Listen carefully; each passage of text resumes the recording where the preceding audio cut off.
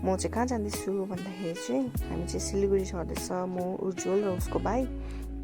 So सिलगढीमा चाहिँ एक दुईवटा काम थियो नि त, त्यही भएर जाँदैछु हो गाइज। आज त वेदर पनि यस्तो घिनलाग्दो भएको थियो के भन्नु, अब रेनी सिजनको टाइमले होला, पुरा बाटोहरू चाहिँ हिलो भइरहेको थियो। हामी चाहिँ बाइक गरेर राइड गरेको नि त, हामी 3 जना चाहिँ। सो हामी चाहिँ एकछिन टी ब्रेकको लागि चाहिँ अब चाहिँ हामी चिया खाएर चाहिँ हामी चाहिँ ओह्रालो झर्दैछौँ, रोहिनी ओह्रालो हो।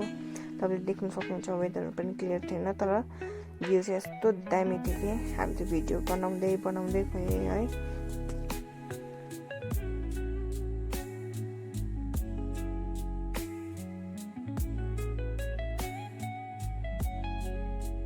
सो गाइस, हामी चाहिँ यहाँ आई लभ खरसाङको त्यहाँ पुगिसकेर चाहिँ हामी एकछिन त्यहाँ बसेर फोटोहरू खिच्यौँ, भ्यूको नजाराहरू हेऱ्यौँ है। तर मैले भिडियो गर्नु चाहिँ पाइनँ किनभने आई वाज सो टायर्ड, यत्रो ब्यागहरू बोकेर है। अन्त अब म मात्रै होइन, उज्जवल पनि पुरा थाकिसकेको थियो। त्यहाँदेखि एकछिन रेस्ट गरिसकेर चाहिँ फेरि त्यहाँबाट हिँड्यौँ। सो सिलगढी आउने बित्तिकै है कस्तो गरम हुन्छ अब तपाईँहरूलाई त थाहा छ हो। हामी चाहिँ यहाँ डेस्टिनेसनमा हामी पुगिसक्यौँ, तर मैले त्यति साह्रो चाहिँ भिडियो बनाउनु पाइनँ किनभने म थाकिसकेको थिएँ। रुममा गएर नुहाइधुवाइ गरिसकेर त्यहाँदेखिको हामी आयौँ। आउँदाखेरि चाहिँ यहाँ केटिएममा चाहिँ एउटा प्रोग्राम जस्तो राखेको थियो, त्यो एकछिन गएर अटेन्ड गऱ्यौँ। तर यही गरम, पुरा डरलाग्दो गरम। यहाँ चाहिँ इन्स्ट्रक्सनहरू बताउँदै थियो के गर्नुपर्ने, कसो गर्नुपर्ने, कसरी कुदाउनु पर्नेहरू, सेफ्टीहरू के हो कसो भनेर सबै सिकाउँदै थियो होइन। अब हामीलाई त कुदाउनु पनि आउँदैन है, आउँदैन भन्दा पनि अलिअलि त आउँछ नि। यहाँ हेर्नुहोस्, यहाँ चाहिँ उनीहरूकै स्टन्ट गर्नेहरूले कस्तो दामी स्टन्ट गरिदिँदै थियो। अब म त छक्कै परेँ हो, आई वाज सरप्राइज्ड। अब यस्तो दामी गर्दो रहेछ है, हेर्नुहोस् तपाईँहरू पनि।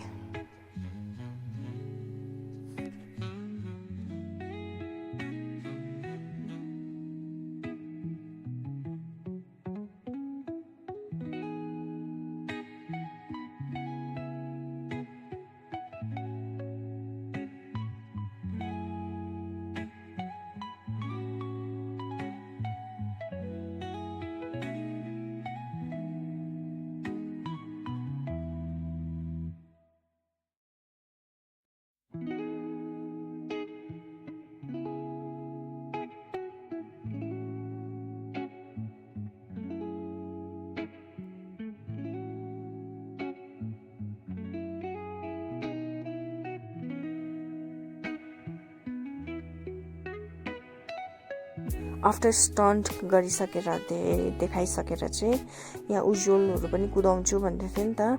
अनि त्यहाँदेखिको त्यहाँबाट चाहिँ यो नी प्याडहरू ज्याकेट्सहरू दियो है। अनि उनीहरू चाहिँ रेडी हुँदै थियो, उनीहरू चाहिँ फर्स्टमै उनीहरू चाहिँ कुदाउनु पायो।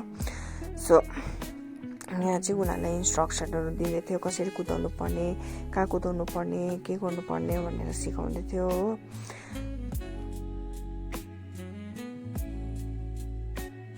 स्टन्ट टुरिसकेर चाहिँ उज्जवलहरूको पनि टर्न आयो, उनीहरूले पनि कुदाउँदै थियो, उसको भाइ र ऊ तिनजना गर्दै कुदाउँदै थियो।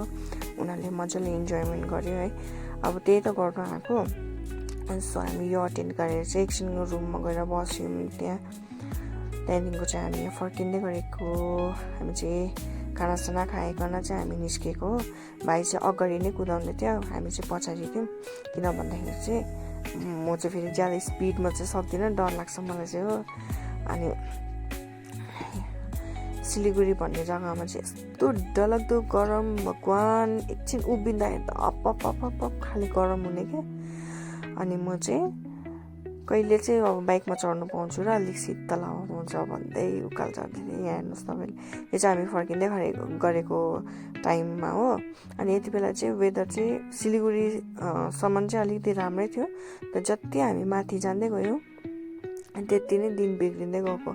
अब अगाडिको उयो नै नदेखेको गाडीहरू क्या, एकदम अब बिस्तारै कुदाउँदै गएको हामी चाहिँ। सो भाइ चाहिँ यहाँबाट डाँडा काट्यो, ऊ त यस्तो स्पिड कुदाउँदो रहेछ, म त छक्कै परेँ।